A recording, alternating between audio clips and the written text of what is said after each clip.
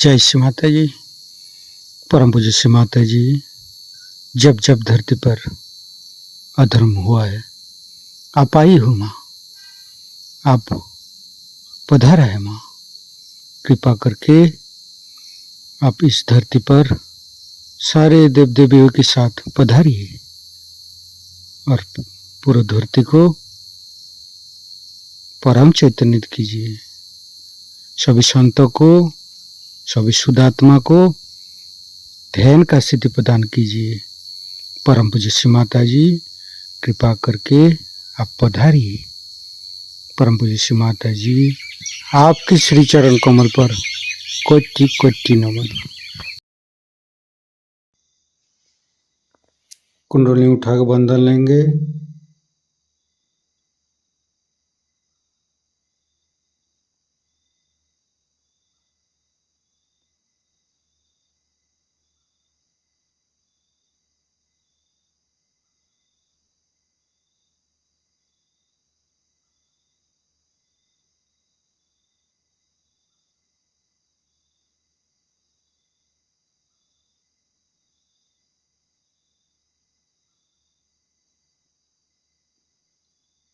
तीनों महामंत्र। ओम तमेव साक्षात् श्री महालक्ष्मी महासरस्वती महाकाली त्रिगुणात्मिका कुंडली साक्षात् श्री आदिशक्ति माता जी श्री निर्मला देवी नमो नमः। ओम तमेव साक्षात् श्री कल्की साक्षात् श्री आदिशक्ति माता जी श्री निर्मला देवी नमो नमः। ओम तमेव साक्षात् श्री कल्की साक्षात् श्री सहस्रारसामिनी मोक्षप्रदायिनी माता जी श्री निर्मला देवी नमो नमः। गणेश मंत्र। ओम तमेव साक्षात् श्री गणेश साक्षात् श्री आदिशक्ति माता जी श्री निर्मला देवी नमो नमः।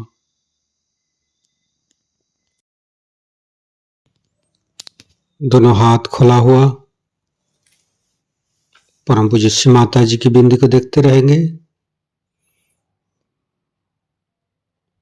संपूर्ण चित्त हृदय पर परम पूज्य श्री माता जी कृपा करके हमारे हृदय को स्वच्छ बनाइए। स्वच्छ हृदय कमलासन पर श्री चरण को स्थापित कीजिए माँ। परम पूज्य श्री माता जी, हमारे हृदय में जो कुछ भी है आप ही का बना हुआ है। हमारी सांसें, हमारी रोम रोम आप ही का दिया हुआ माँ। परम पूज्य श्री माता जी, आप ही ने तो हमें शुद्ध आत्मा स्वरूप बनाया। परम पूज्य श्री माता जी, हमारे हृदय पर आइए और हमारी आत्मा को परमात्मा के साथ मिलाइए। परम पूज्य श्री माता जी, आप ही तो दुर्गा जी है, आप ही तो शिव जी है। कृपा करके दुर्गा जी की शक्ति और शिव तत्व हमें प्रदान कीजिए माँ। परम पूज्य श्री माता जी, हम अज्ञानी है, हमारी अज्ञानता के बस में यदि आपकी शान के खिलाफ कोई गलती हुआ हो, कृपा करके क्षमा कर दीजिए माँ। संपूर्ण चित्त मूलाधार चक्र पर, तीनों मूलाधार को देखेंगे। हे आदिशक्ति माँ, कृपा करके हमारे ऊपर कृपा दृष्टि प्रदान कीजिए। हमारे ऊपर प्रभु गणेश की शक्ति प्रदान कीजिए माँ। हे आदिशक्ति माँ, हम कभी अतीत में चला जाते हैं माँ, कभी भविष्य में चला जाते हैं। कृपा करके अतीत और भविष्य झूठा है माँ। कृपा करके हमें मध्य में स्थापित कर दीजिए माँ। परम पूज्य श्री माता जी, आप ही तो प्रभु गणेश है। कृपा करके हमारे तीनों नाड़ी, सातों चक्रों के अंदर समस्त दोषों को, समस्त रोगों को, समस्त बाधाएं दूर कीजिए माँ। संपूर्ण चित्त बाएं मूलाधार, परम पूज्य श्री माता जी, कृपा करके हमारे अंदर अबोधिता और पवित्रता को रक्षा कीजिए माँ। निर्मल गणेश की मंत्र लेंगे। ओम तमेव साक्षात श्री निर्मल गणेश साक्षात श्री आदिशक्ति माता जी श्री निर्मला देव्ये नमो नमः। बाएं हाथ श्री माता जी की तरफ, दाहिने हाथ धरती पर। परम पूज्य श्री माता जी हमारे बाएं मूलाधार में समस्त दोषों को, समस्त बाधाएं को ये दाहिने हाथ तले होते हुए धरती पर विलीन कर दीजिए माँ।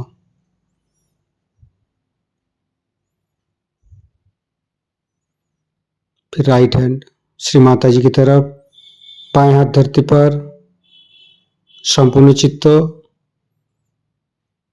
राइट मूलाधार। परम पूज्य श्री माता जी, आप ही तो राक्षसंती है, आप ही तो राक्षस अग्नि है। कृपा करके हमारे अंदर राक्षस प्रवृत्ति को नष्ट कीजिए माँ। परम पूज्य श्री माता जी, कृपा करके आप श्री कार्तिक जी रूप में हमारे राइट मूलाधार पर आइए और समस्त दोषों को, समस्त रोगों को दूर कीजिए। श्री कार्तिक के मंत्र लेंगे। ओम तमेव साक्षात श्री कार्तिके साक्षात श्री आदिशक्ति माता जी श्री निर्मला देव्ये नमो नमः। फिर धीरे धीरे चित्त को मध्य मूलाधार, परम पूज्य श्री माता जी, कृपा करके हमारे अंदर दया कीजिए, कृपा कीजिए, हमारी क्षमा को स्वीकार कीजिए। परम पूज्य श्री माता जी, कृपा करके हमारे मध्य मूलाधार पर आइए और मध्य मूलाधार के अंदर समस्त दोषों को दूर कीजिए माँ। हे आदिशक्ति माँ, आप ही तो गौरी माता है। कृपा करके हमारे मध्य मूलाधार पर आइए। गणेश गौरी माता की मंत्र लेंगे। ओम तमेव साक्षात श्री गणेश गौरी कुंडली माता साक्षात श्री आदिशक्ति माता जी श्री निर्मला देव्ये नमो नमः। संपूर्ण चित्त मध्य मूलाधार पर रखेंगे। ओम गंग गणपते नमः 4 बार करेंगे। ओम गंग गणपतये नमः। ओम गंग गणपतये नमः। ओम गंग गणपतये नमः। ओम गंग गणपतये नमः। साक्षात श्री आदिशक्ति माता जी श्री निर्मला देव्ये नमो नमः। संपूर्ण चित्त मध्य मूलाधार पर रखेंगे। गणेश अथर्वशीष पाठ करेंगे। ओम नमस्ते गणपतये। तमेव प्रत्यक्षं तत्त्वमसि तमेव केवलं कर्तासि तमेव केवलं धर्तासि तमेव केवलं हर्तासि तमेव सर्वं खल्विदं ब्रह्मासि तं साक्षादात्मसि नित्यं ऋतं वच्मि सत्यं वच्मि अवतं माम् अववक्तारम् अवसोतारम् अवदातारम् अवधातारम् अवानुचानमवशिष्यम् अवपश्चातात् अवपुरस्तात् अवोत्तरातात् अवदक्षिणातात् अवचोदातात् अवधरातात् सर्वतो मां पाहि पाहि समन्त्रात् तं वाङ्मयस्तं चिन्मयो तं आनन्दमयस्तं ब्रह्ममयो स्तं सच्चिदानन्दादित्यसि स्तं प्रत्यक्षं ब्रह्मासि स्तं ज्ञानमयो विज्ञानमयोऽसि सर्वं जगदं तत्तो जयते सर्वं जगदं तत्तोत्तिष्ठति सर्वं जगदं त्वयि लयमुच्यते सर्वं जगदं त्वयि पत्येति तं भूमिरापो नालो नीलो नमः स्तं चत्वारि वाक्पदानि स्तं गुणत्रयातीतो स्तं देहत्रयातीतो स्तं कालत्रयातीतो स्तं मूलाधारसितोत्सि नित्यं स्तं शक्तित्रयात्मक स्तं योगिनो ध्यायन्ति नित्यं स्तं ब्रह्मा स्तं विष्णु स्तं रुद्रस्तं इन्द्रस्तं अग्निस्तं वायुस्तं सूर्यस्तं चन्द्रमास्तं ब्रह्मभूर्भुवस्सुरं ज्ञानादिपूर्वमुच्चाय वर्णादि तदनन्तर अनुसारो परतरो अर्धेन्दु उल्लसितं तारेण ऋतं एतत्तव मनुष्यरूपम् अकारो पूर्वरूपम् अकारो मध्यमरूपम् अनुसारो शान्तिरूपम् बिन्दु उत्तररूपम् नादं सन्धानं संहिता सन्धि शैषा गणेशविद्या गणकऋषि निश्चित गायत्री छंद गणपतिर्देवता ओं गं गणपतये नमः एकदन्ताय विद्महे वक्रतुण्डाय धीमहि तन्नो दन्ति प्रचोदयात् एकदन्तं चतुर्हस्तं पाशमङ्कुशधारिणं रदं च वरदं हस्ते बिभ्राणं मूषकध्वजं रक्तं लम्बोदरं शूर्पकर्णकं रक्तवाससं रक्तगन्धानुलिप्ताङ्गं रक्तपुष्पे सुपूजितं भक्तानुकम्पिनं देवं जगत्तारणमच्युतम् आविर्भूतं च सृष्ट्यादौ प्रकृते पुरुषोत्तरम् एवं ध्यायन्ति यो नित्यं स योगी योगिनो वर नमो बृहत्पतये नमो गणपतये नमो पमतपतये नमस्ते अस्तु लंबोदराय दन्ताय विघ्ननाशिने श्रीविसुताय श्रीवरदमूर्तये नमो नमः साक्षात् श्री आदिशक्ति माताजी श्री निर्मला देवी नमो नमः।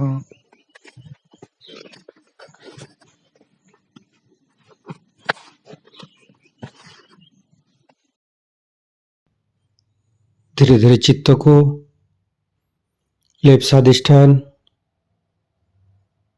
राइट स्वादिष्ठान मध्य फिर चित्त को राइट नाभि लेफ्ट नाभि मध्य नाभि फिर तीनों हृदय तीनों विशुद्धि फ्रंट आज्ञा बैक आज्ञा।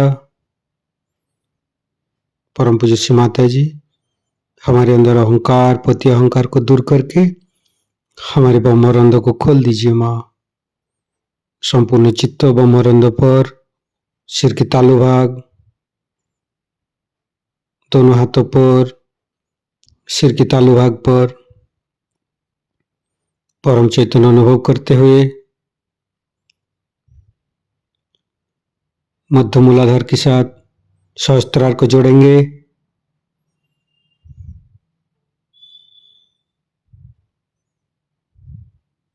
लेफ्ट मूलाधार के साथ सहस्त्रार को जोड़ेंगे।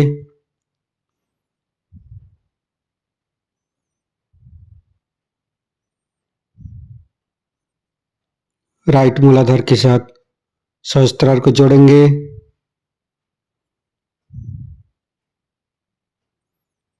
फिर संपूर्ण चित्त सहस्त्रार पर रखेंगे। परम पूज्य श्री माता जी, हमें निर्विचारिता प्रदान कीजिए माँ। हमें ध्यान का स्थिति दीजिए माँ। निर्विचारिता का मंत्र लेंगे। ओम तमेव साक्षात श्री निर्विचारिता साक्षात श्री आदिशक्ति माता जी श्री निर्मला देवे नमो नमः।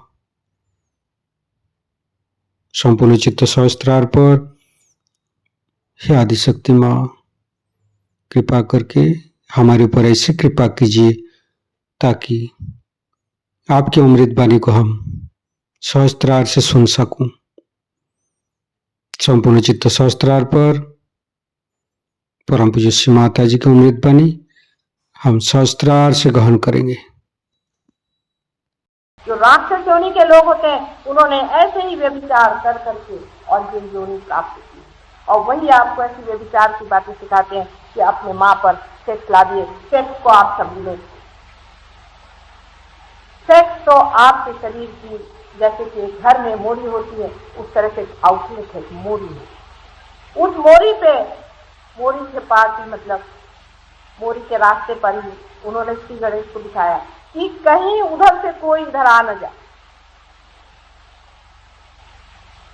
और लोग उल्टा काम करते हैं, सारे लोग ये उल्टा ही काम कर रहे हैं, और इसीलिए आप जहां जहां पढ़ते हैं ऐसे ऐसे कुंडलिनी जागृत होती है। इसका बड़ा बड़ा नाम दे रखा। अभी मेरे ध्यान में कितने ही लोग ऐसे आते हैं, मुझे कभी कभी बड़ा आश्चर्य होता है इनको ये कुंडलिनी जागृति किसने करा। अब वो कहते हैं हमारी कुंडलिनी जागृति, कहते हैं कि 5 बजे बराबर आपकी जागृति हुई। अब सोचना चाहिए कि भगवान के पास क्या घड़ी है कि वो 5 बजे आपकी जागृति करेंगे। ये तो कोई जीवंत चीज है जो स्पॉन्टेनियसली सहज में ही आंख में जागृत होती है और प्लावित होती है। जैसे कि एक फूल है वो फल हो जाता है। हम कभी ऐसा कह सकते हैं कि साहब ये फूल है, ये 5 बजे फल हो जाए, ऐसा कोई कह दे? इसी तरह की बात है कि हम कुंडलिनी 5 बजे आपकी जागृत कर दें। ये सब स्मशान की प्रेत सिद्ध आदि लोग होते हैं जिनके बारे में मैं कल बताऊं, लेकिन आज जो है वो मंगल ही बातें कर। इस कुंडलिनी को उठाने से पहले श्री गणेश की आराधना करनी चाहिए, करते ही हैं और करना चाहिए। इसमें धर्म अधर्म की कोई बात नहीं। श्री गणेश कोई हिंदुओं का ठेका नहीं। हिंदू अपने को बहुत समझ रहे होंगे कि हम श्री गणेश के ठेकेदार हैं। अभी मैं वहाँ गई थी पूना में, तो वहाँ बहुत ब्राह्मणों ने मेरे विरोध किया और कहा कि इनको हम यहाँ भाषण नहीं देने देंगे ब्राह्मण। तो मैंने कहा आप में से जो ब्राह्मण है मेरे सामने, मैं देखना चाहती कौन ब्राह्मण। सब आके यूं यूं यूं थर थर कांपने लगे। मैंने कहा क्या ये क्या हो? पहले आप शक्ति हैं इसलिए ना। मैंने कहा अगर मैं शक्ति हूँ तो फिर मैं यहाँ भाषण दे सकती हूँ कि नहीं दे सकती? कहने लगे कि नहीं हमें तो ये विश्वास नहीं था पर हम बैठे। उसके बाद जब वो बाहर हो गए तो अब हंस हंस के बताते हैं कि कितने हम बेवकूफ। ब्राह्मण है कौन? जब तक आप दूसरे नहीं हो जाते, जब तक आप नीचे नहीं हो जाते, जब तक आपका फिर से बर्थ नहीं होता, तब तक आप ब्राह्मण। ऐसे तेहरान में हम गए थे तो वहां भी मुल्ले और लोग आए और कहने काफिर है और इनको हम हर जगह बेकार नजर आते हैं सारे धर्म वालों। इनको इनकी बात से बच जाओ, ये तो नमाज पढ़ा रहे हैं सबको। हमने कहा हम नमाज ही पढ़ा रहे हैं, समझिए। कल हम मुसलमान, मैंने कहा मुसलमान का मतलब, मुसलमान का मतलब है जो फिर से पैदा हुए। आप हुए? कल हाँ हुए। हमने कहा बैठी कर हमारे सामने नमाज पढ़। नमाज तो पढ़ा गया, उनकी हालत ऐसे ऐसे होने लगी। मैंने कहा यही आप मुसलमान हैं जो मेरे सामने 2 मिनट भी आप हाथ नहीं कर पाते, आपकी आंख भी बंद नहीं हो पाती, आप आंख बंद करते तो आपकी आंख भी लपक रही। पहले आप तो जादू कर रही। मैंने कहा जादू कर रही, मंत्र कर रही। आपने अगर मुसलमानियत है तो आप रोक लीजिए। ऐसे ही धर्म के नाम पर कोई ठेका मारकर बैठ नहीं सकते। इसकी अथॉरिटी किसी को नहीं है। जब तक धर्म को जाना नहीं, तभी तक किसी के झंडे लगाने से कोई नहीं। ये तो ऐसा ही हुआ कि हिंदुस्तान में कोई आके झंडा मार दे, सब मेरा हिंदुस्तान। हिंदुस्तानी की पहचान है, ऐसे ही धार्मिक आदमी की। एक बार अंग्रेज, अवसर तो वही बात है, लेकिन एक बार एक अंग्रेज ने मुझे चोट की कि हिंदुस्तानी की क्या पहचान है। हिंदुस्तानी बड़े अपने समझते हैं वो, चले हिंदुस्तानियों की क्या पहचान। मैंने कहा बड़ी अच्छी आसान पहचान, हिंदुस्तानी पहचान है और एक अंग्रेज पहचाना तो बताती हूँ। चले क्या पहचान। मैंने कहा एक हिंदुस्तानी की गले में आप हार पहना दीजिए, वो 1 मिनट में उतार दे। लेकिन अंग्रेज से आपने पहना तो दिन भर वो पहन के घूमेगा, रात को आपने खाने पे बुला तो फिर पहन के आएगा। ये हिंदुस्तानी की पहचान है। मैंने कहा ऐसे ही धार्मिक आदमी की भी पहचान है। बाहर से एक आधा आदमी आपको बहुत बुरा लगता हो, लेकिन धार्मिक आदमी जो धर्म में खड़ा हुआ अंदर होता है, बाहर नहीं होता। अंदर से जो धार्मिक होता है वो दूसरी बात है, और बाहर से जो लंपट और झूठ बात बोलने वाला और ढोंगी और भोंदू आदमी कभी भी धार्मिक नहीं। और इसी वजह से हमारा धर्म, सारे संसार का धर्म ही टूट गया, किसी को विश्वास नहीं रह गया। मैं हिंदू धर्म में, जिसको कि आदि शंकराचार्य जैसे इतने महान बेटे ने इतना महान स्वरूप दिया था, जो कि स्वयं एक रियलाइज था, उसको कहाँ ले जाके गिरा दिया हमने। कहाँ मोहम्मद साहब और कहाँ उनका धर्म, कहाँ ईसा मसीह और कहाँ उनका धर्म। देखते नहीं बनता ये लोग कहाँ अंधे जैसे उल्टे ही चले जा रहे हैं। यह हमारी माँ कुंडलिनी यहाँ बैठी हुई है और इसीलिए श्री गणेश उनकी रक्षा कर रहे हैं, वहां बैठे हुए। लेकिन वो बालक बेचारे रक्षा कर रहे हैं, लेकिन आतताई उन पर जब आक्रमण करते हैं तो मां अंदर से फुंकार करती है और उसी कारण सारे ही कुंडलिनी के दोष आते हैं। उसके बाद नाभि चक्र में मैंने आपको बताया है कि श्री विष्णु की स्थापना है, और स्वादिष्ठान चक्र जो कि हमारे निर्मित के लिए बनाया गया है। जैसे हमारे औरतों का जो यूट्रस होता है वो और चक्र से कंट्रोल होता है, जिसे हम स्वादिष्ठान चक्र केंद्र से ही स्थापित करते हैं। जो कुछ भी हम भी निर्मित करते हैं वो सब स्वादिष्ठान चक्र, जो कि मैंने यहाँ 6 नंबर में दिखाया है, उसी से। जैसे कि कोई बड़ा भारी लेखक या कोई बड़ा भारी कवि, जो कुछ भी ओरिजिनल जो आदमी बनाता है वो सरस्वती की ही आराधना करके होता है। सरस्वती इसकी अधिष्ठात्री देवी, इसकी अधिष्ठात्री देवी सरस्वती है, इसलिए हमेशा गणेश के बाद हम लोग सरस्वती की पूजा करते हैं। और इन सब पूजा में और सब चीजों में कितना अर्थ है वही मैं सिद्ध करने के लिए आई। जिसको ये लोग आडंबर कहते हैं वो कितनी महान चीज है, लेकिन उसके अंदर का गहरा अर्थ, उसके अंदर की गहनता जिन्होंने समझी नहीं, जो साइंस के झंडे लगाकर घूम रहे हैं, उनको भी मैं दिखाना चाहती हूँ कि साइंस में इसका क्या है। बिल्कुल साइंस भी वहीं से आया हुआ है। अगर सरस्वती जी न हो तो आइंस्टीन को पता न चलता कि थियरी ऑफ रिलेटिविटी क्या है। आइंस्टीन ने भी अपनी किताब की शुरुआत में ही ये कहा है कि मैं तो परेशान हो गया लेबोरेटरी में काम करते करते, किताबें पढ़ते थे, और उसके बाद मैं थक कर किसी उद्यान में बैठ करके सोप बबल से खेल रहा था, साबुन के बुलबुलों से खेल रहा था, तो उसमें उन्होंने कहा हुआ है कि then from somewhere unknown the theory of relativity dawned upon me from somewhere unknown। इशारा उसी पर कि सारी निर्मित हमारे अंदर ही से हो रही है, बाहर से हम कुछ नहीं करते। जो कुछ बाहर है वो जाना ही है। उसके बाद मैंने कहा है आपसे कि 5वां जो चक्र है नाभि चक्र, उसमें श्री विष्णु की स्थापना है। श्री विष्णु की स्थापना है, श्री विष्णु पालन करते हैं उनकी पत्नी श्री लक्ष्मी की। जैसे सरस्वती जी भी बनाई गई, बड़े सोच के बनाई। सरस्वती जी को हम सोचते हैं कि जैसे और सरस्वती जी हैं वैसे नहीं, ये बात है बड़ा सोच के बनाई। इसका सोच विचार बड़ा गहरा है। जो दृष्टा है उन्होंने नहीं बनाया है, परमात्मा ने उनको बनाया हो, इसलिए उसका सोच विचार बड़ा है। आपके लिए थोड़ा सा उसका विचार मैं दूं कि आपकी सरस्वती जी की मूर्ति अपने सामने, वो श्वेत वस्त्रा है। श्वेत वस्त्रा का मतलब ये है कि एब्स्ट्रैक्ट। जैसे बहुत से लोग मुझसे कहते हैं कि माँ आप सफेद क्यों पहनती हैं। मैं विवाहिता हूँ और मैं वैसे हमेशा सफेद तो पहनती नहीं, लेकिन ध्यान के समय जरूर सफेद पहनती हूँ, जिससे मनुष्य का चित्त जो है वो मेरे रंगों में न उलझे। इसलिए सरस्वती को श्वेत वस्त्र बनाया है और उसके हाथ में जो वीणा दी हुई है ये बड़ी द्योतक वीणा, ये अपने यहाँ का आदि गीत यंत्र है, वाद्य यंत्र है।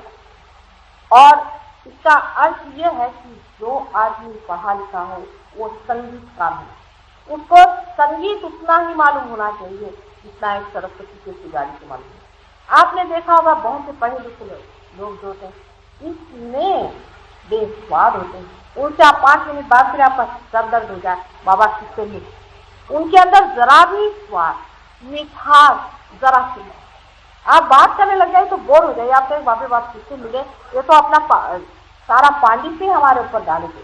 ऐसे पढ़े लिखे लोगों से लोग भागते। ऐसा आदमी कभी भी सरस्वती का पुजारी नहीं हो सकता। पढ़ा लिखा होना और सरस्वती का पुजारी होना बहुत ही महद अंतर। एक पढ़े लिखे आदमी में संगीत और हर एक कला का ज्ञान होना जरूरी है। सिर्फ एक ही चीज का स्पेशलाइजेशन कर लेने से आप विद्वान भी नहीं हो सकते, फिर रहा कहाँ आप सरस्वती के पुजारी हैं। जो आदमी एक चीज को जानता है उसको सब कुछ जानना जरूरी होता है, ये सरस्वती की पहचान। अब जैसे मुझे आप कहिए तो मुझे एक चीज समझ में नहीं आती, वो है इकोनॉमिक्स और ह्यूमन लॉ। 2 चीज मेरे बिल्कुल समझ से परे हैं। शायद हो सकता है कि ये सब कुछ बहुत ही आर्टिफिशियल है, शायद इसी वजह से मैं नहीं समझ पाती। पर कला में मनुष्य को गति मिलनी चाहिए जब वो अपने स्वाधिष्ठान चक्र में पूरी होता है। उसके बाद नाभि चक्र में श्री लक्ष्मी जी का था। श्री लक्ष्मी जी का भी देखिए बड़ा सुंदर सा स्वरूप बनाया है। उनके 2 हाथ में कमल है, एक हाथ ऐसा है और एक हाथ ऐसा। अभी जो वाइब्रेशंस ले रहे हैं वो समझ सकते हैं इसका अर्थ क्या है।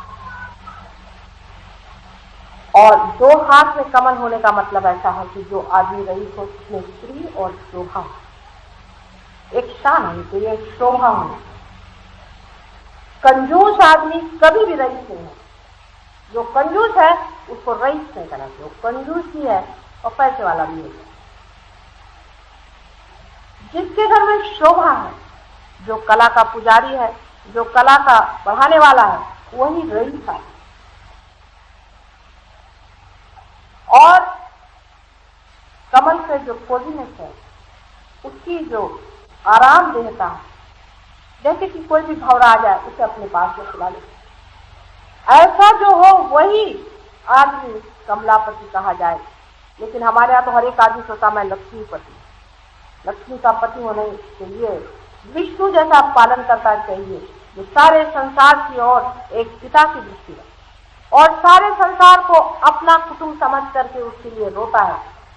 ऐसे पैसे वाले तो बहुत ही कम है, लेकिन अपने रिश्तेदारों को तक जो संभाल नहीं पाते, उनके तक सुख दुख को जो चिंता नहीं कर सकते, वो लक्ष्मीपति करेंगे। जो सारे ही संसार के सुख दुख को संभालने वाला है वही लक्ष्मी का पुजारी। इसी को हम लोग एनलाइटेंड इंडस्ट्रियलिस्ट कहते हैं। ऐसे अगर अपने देश में हो जाए तो अपने प्रश्न ही टूटता। लक्ष्मी जी का एक हाथ ऐसा होना और एक हाथ ऐसा होना बड़ा अर्थ है। इस हाथ का अर्थ होता है कि लक्ष्मीपति को दान जरूर करना, दान अव्याहत करना, अपने आप करना चाहिए। दान करने में यह भावना नहीं होनी चाहिए कि हम दे रहे हैं, देने का कोई मतलब नहीं, बगैर दिए हमें वो चुभ रहा था इससे हम निकाले दे रहे हैं।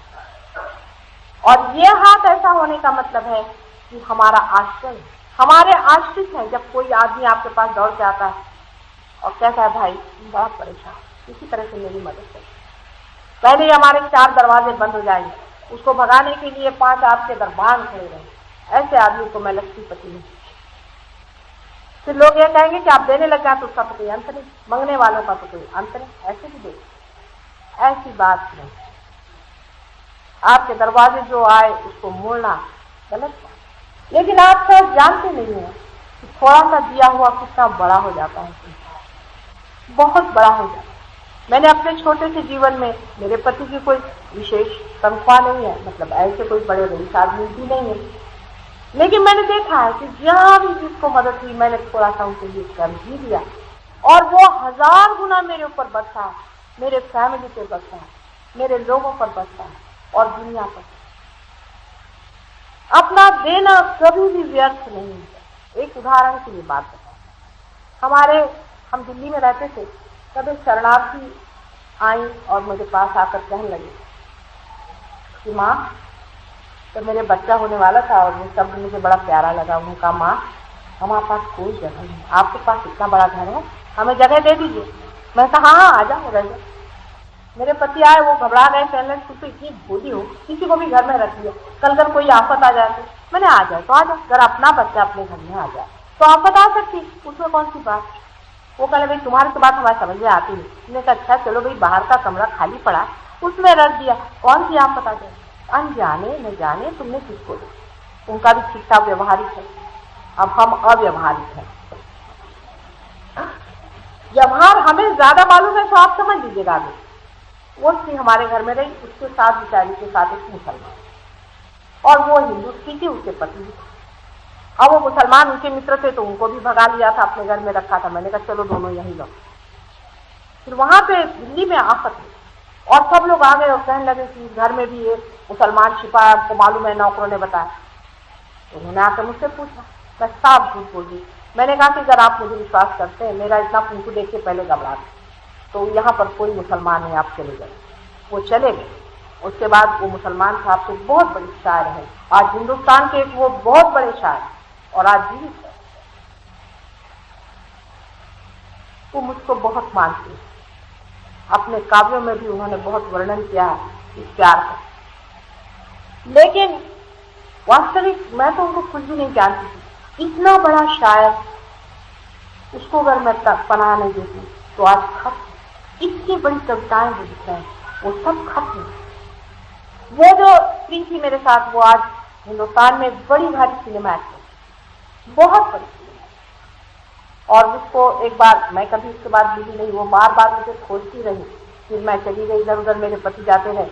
उसके बाद एक बार मैं बम्बई में आई तो हमारे कुछ नवयुवकों ने सोचा कि हम एक सिनेमा बना।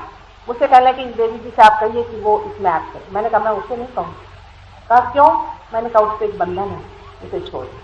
जिस दिन का मुहूर्त हुआ तो वो आई, मुझे देखते साथ वो रो पड़ी, कहले माँ तुमने मुझसे बताया नहीं?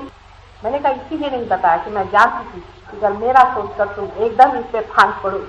मैंने कहा था तुम्हारा सोच विचार है। इस तरह से न जाने कितने ही बार, हजारों में आपको उदाहरण दे सकती हूँ कि दिया हुआ कभी भी व्यर्थ नहीं जाता, रोका हुआ जरूर व्यर्थ हो जाएगा।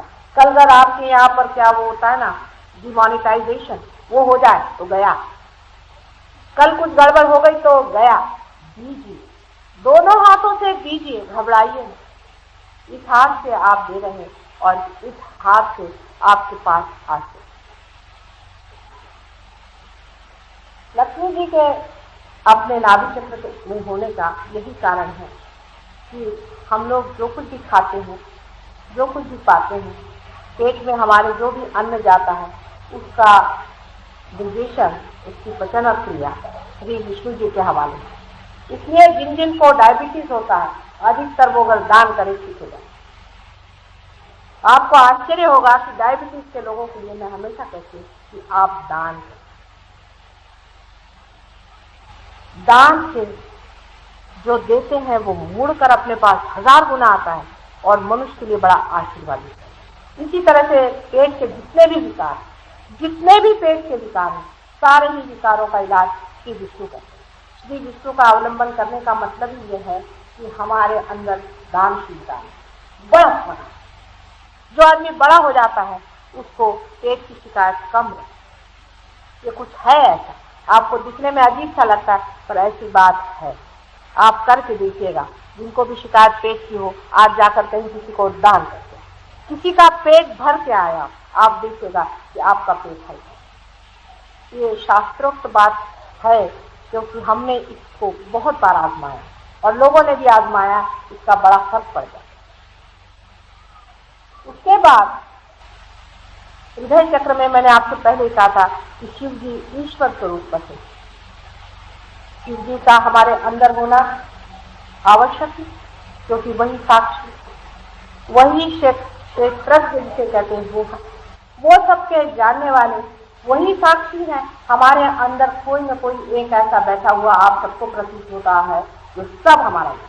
हम अगर झूठ बोलते हैं तो, सच बोलते हैं तो, अच्छे बोलते हैं तो, दान देते हैं तो, बड़े होते हैं तो, छोटे होते हैं तो, सब कुछ जानने वाला हमारे हृदय में साक्षी स्वरूप जो बैठे हैं, तो परम ईश्वर वही आत्मा स्वरूप हमारे हृदय में विराजमान। लेकिन हृदय चक्र तक पहुंचने से पहले जो मैंने बीच की गैप दिखाई है, यही सारा भवसागर है, जिसके बीचों बीच श्री विष्णु का स्थान और उसके ऊपर में ब्रह्मदेव बैठ करके सारी सृष्टि की निर्मित कर सारा भवसागर बनाया गया। अब ये भवसागर बनाने के बाद प्रश्न ये हुआ कि मनुष्य को किस तरह से पार किया। मनुष्य भी बन गया, अब इसको पार कैसे किया जाए, इस मनुष्य को पता कैसे हो, इसमें ब्रह्म तत्व कैसे आए, माने इसमें बैठे हुए शिव और शक्ति का मिलन कैसे हो, योग कैसे बने। इसके लिए एक विशेष तरह की व्यक्ति संसार में तैयार की, जो ब्रह्मा विष्णु और महेश तीनों के तत्व को पकड़ के बनाई गई, जिसे हमें श्री दत्तात्रेय जी के नाम से मानते हैं।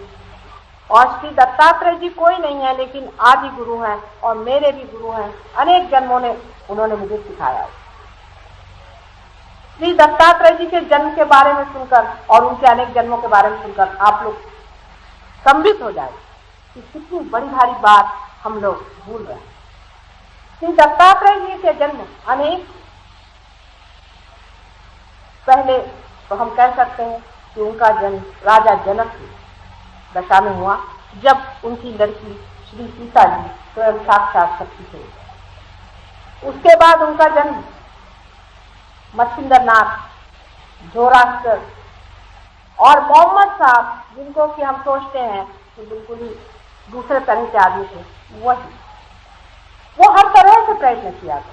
पहले तो संसार में श्री दत्त आदि लोगों ने ये सिखलाया कि इस तरह के अलग अलग हमारे अंदर में प्रतीक स्वरूप इतनी चीजें हैं। वो करते साथ लोग उसी प्रतीक को पकड़ गए, मूर्ति पूजा में फंस गए।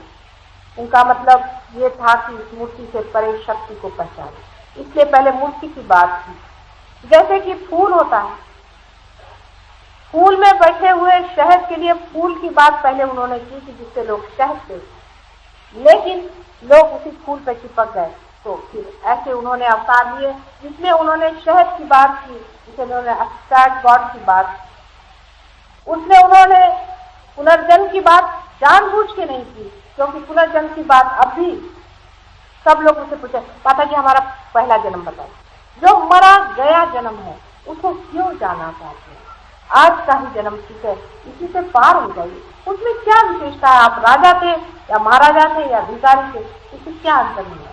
इसीलिए उन्होंने इस पर बात नहीं। मोहम्मद साहब भी उसी दत्तात्रेय के अवतार हैं और उसी के अवतार राजा जनक थे और उसी के अवतार नानक थे, जिनकी बहन नानकी थी, वो भी वही श्री आदिशक्ति, वही सीता जी। और अब आपको और बताओ तो और आश्चर्य आएगा कि जो शिया पंथ शुरू हुआ था मोहम्मद साहब के बाद, उनकी जो लड़की फातिमा थी वो भी वही आदिशक्ति। और उनके जो दो बच्चे थे हसन और हुसैन, बाद में जब उन्होंने देखा कि सारे सदिया संहार सबका करने के बाद भी मनुष्य की समझ में नहीं आया, तो वो बुद्ध और महावीर के नाम से पैदा हुए और उन्होंने अहिंसा का धर्म संसार में ला करके कोशिश की कि शायद हो अहिंसा के आने से ही ये लोग पाए, लेकिन नहीं बना माना। अब कहाँ किससे आप लोग लड़ रहे हैं, किससे आप झगड़ा कर रहे हैं? मैं तो हमेशा कहती हूँ कि अगर एक आधा मुसलमान अटक गया तो उससे कहती हूँ कि तू दत्तात्रेय का नाम ले, और अगर कोई हिंदू अटक गया तो उससे मैं कहती हूँ मोहम्मद साहब का नाम ले। आपको पता नहीं जो आज बड़े भारी हिंदू बने पहले जन्म में मुसलमान है। मैं जब ईरान में गई तो वहां देखती हूँ कि ध्यान में बैठे हुए लोग घंटा चला रहे हैं और तिलक दे रहे हैं और आरती कर रहे हैं, क्योंकि जो एक स्थिर पे बहुत रहता है, एक अतिशयता पे रहता है, वो दूसरी अतिशय पे जाता है, पेंडुलम से। धर्म तो बीचों बीच, ना आप हिंदू ना मुसलमान, सब तो हमारे पेटी में घुसा हुआ है। आप देख रहे हैं कि आप जब मेरे और हाथ करते हैं ध्यान में, आज सवेरे बहुतों ने ऐसा हाथ किया था और अभी भी आप लोग करें, फायदा रहेगा। ये नमाज का धर्म। लेकिन क्या मुसलमान जानते हैं कि क्या चीज है, या हिंदू जानते हैं क्या चीज? और सर पे हाथ रखने की चीज क्रिश्चियंस में आप जानते हैं कि बैप्टाइज जब करते हैं तब सर पे ही उनके पानी डालते, सहस्त्रार्थ से पानी डालते।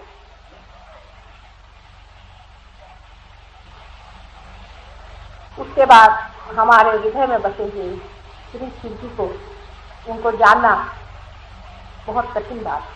वो अत्यंत भोले हैं, माने ये है कि वो सिर्फ देने वाले, वो सिर्फ देखते रहते हैं, सुपरवाइजर, वो शक्ति का सारा खेल देखते रहते हैं। लेकिन जब कुंडलिनी उठ करके हृदय चक्र से ऊपर चली जाती है, हृदय में है, हृदय चक्र में नहीं। मैंने सुना कि कोई बड़े भारी लेखक है, उन्होंने कहा है कि हृदय यहाँ पे होता है। हृदय तो यही है, हृदय चक्र, हृदय चक्र जो कि बीचों बीच है, वहां से सिर्फ सुनना। उसका कारण की शक्ति अलग ही रहती है, जब तक वो ऊपर तक ब्रेन की ये जो प्लेट है जिसको मूर्धा कहते हैं वहां तक नहीं पहुंचती, तब तक शक्ति जो है अकेली है। वहां जाकर वो जब बरसने लगती है ये दोनों साइड से, तब हृदय में, हृदय की साइड में उसका शिव से मिलन होता है। और जब नीचे फिर नाभि पर वो मिलते हैं, तभी ब्रह्म तत्व तैयार होकर के ऊपर जाता है और ऊपर का ये आज्ञा चक्र जो कि जुड़ा हुआ है वो खुल जाए।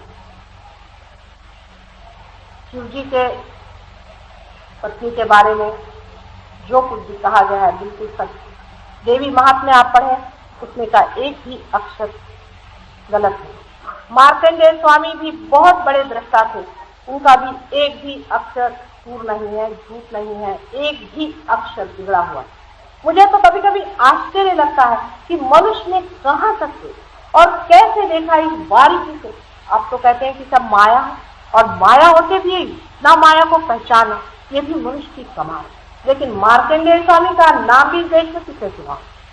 उन्होंने जो सप्तशती में श्री दुर्गा जी का वर्णन किया वो बिल्कुल सही बात है, क्योंकि भवसागर से लोग जब पार करा रहे थे तब उनको मदद करने के लिए शक्ति को अनेक रूप धारण करना पड़ा। और जब शक्ति अपने ही आप संसार में उतरती है तो अकेले ही उतर, तब वो अनेक देवियों के रूपों में आकर के उन्होंने सारे राक्षस जो कि भक्तों को जो पार हो रहे थे, उनको सता रहे थे, उनको मारा, उनका संहार। लेकिन कोई फायदा नहीं, संहार किया, फिर से आकर के जिंदा हो गए, कलयुग में सारे फैले, वो फिर से आ गए हैं। लेकिन उस वक्त में भक्त को संभालना ही चाहिए। उस वक्त में पार करने की बात कहाँ, वहां तो सब ऐसी हालत थी कि शरीर तक मनुष्य का दुख है, शरीर की तक तो वहां कोई बात नहीं थी कि ये शरीर ही बच जाएगा, इसलिए उनका संहार किया गया। वही जो देवी है जिसको कि हम आदि शक्ति के नाम, भगवती के नाम से जानते हैं, उन्होंने ही शिव जी की पत्नी बन करके उस समय बहुत लोगों का संहार। उसके बाद आज्ञा चक्र, आज्ञा चक्र पे हम जब आते हैं तो आपको आश्चर्य होगा कि बहुत ही आधुनिक काल में आ गए। मोहम्मद साहब से पहले ही, थोड़े दिन पहले ही ईसा मसीह का जन्म। ईसा मसीह साक्षात प्रणव स्वरूप, साक्षात प्रणव है। आप सोच लें कि गणेश जी जो है वही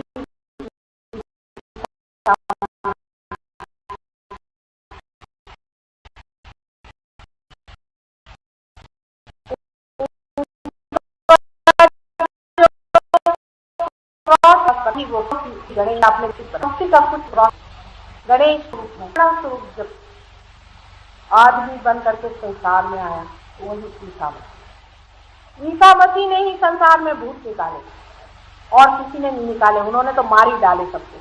कृष्ण भी जो थे उन्होंने भी मारे। ईसा मसीह को मैं पहले इसलिए बता रही हूँ कि विशुद्धि चक्र पे कृष्ण का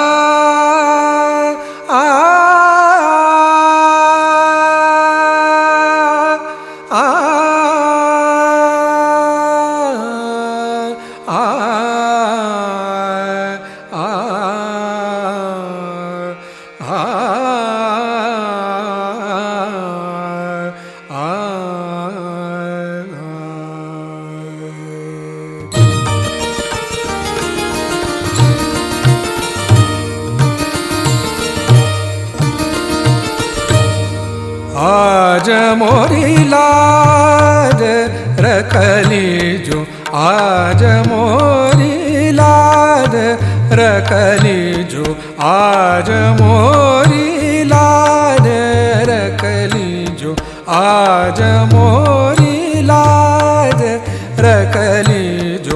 मोरी विपदा दूर करो, मोरी विपदा, मोरी विपदा दूर करो, मोरी विपदा दूर करो। आज मोरी लाज रखली जो,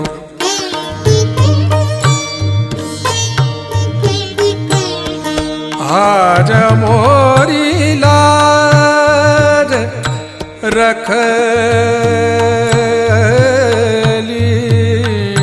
जो, आज मोरी लाज।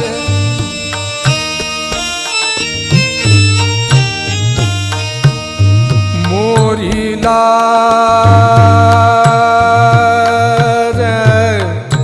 मोरी लाज, आज मोरी लाज रखली जो। मोरी लाज, मोरी लाज, मोरी लाज रखली जो, आज आज मोरी लाज रखली जो, आज मोरी लाज।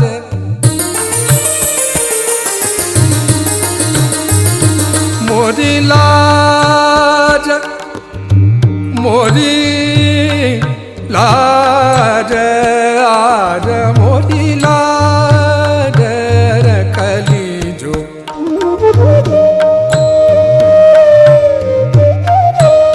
मोरी लाज रखली जो, मोरी लाज, आज मोरी लाज रखली जो, आज मोरी लाज रखली जो।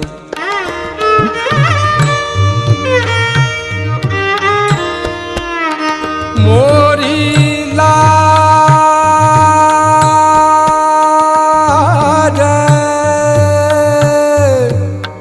मोरी लाज रखली जो, आज मोरी लाज रखली जो।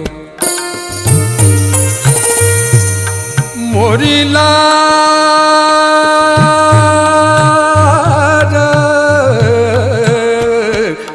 गौरी नंदन हे दुख भंजन,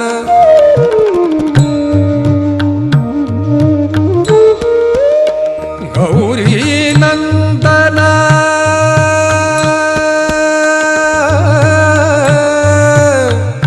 गौरी नंदन,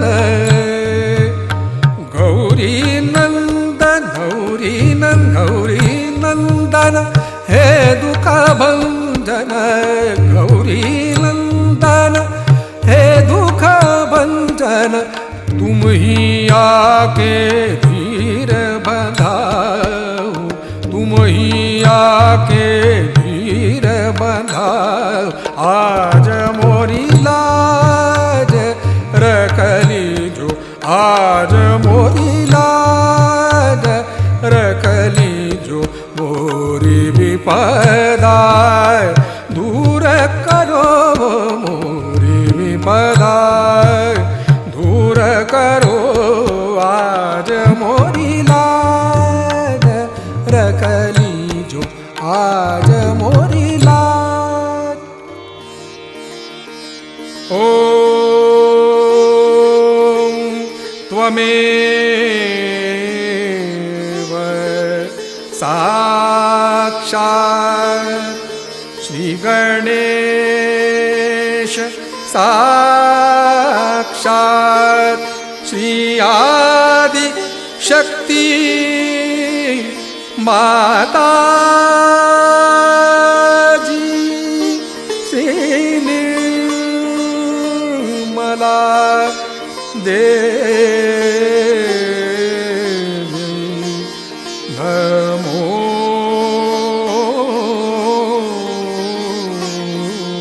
नमः।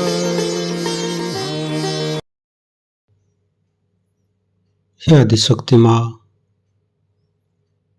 आप जी आज दयन करा के हमको परम चैतन्यित किए, हमें निर्विचारिता स्थिति प्रदान की है। इसके लिए माँ आपको कोटि कोटि नमन।